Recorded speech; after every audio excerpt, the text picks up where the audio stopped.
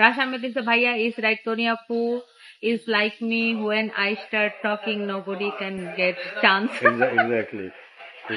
Right, Rasha আপু। Thank you আপু। শারমিন জালাল লিখছে আসসালামু আপু আর ভাইয়া কেমন আছো তোমরা? ভাইয়ার ইনোসেন্ট হাসিটা খুব ভালো লাগে। থ্যাংক ইউ আপু।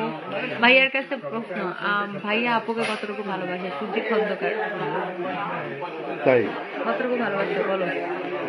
কতটুকু? হ্যাঁ, ওটা ইটস লাইক মোনালিসা পেন্টিং এর মতো, I cannot put a value. আচ্ছা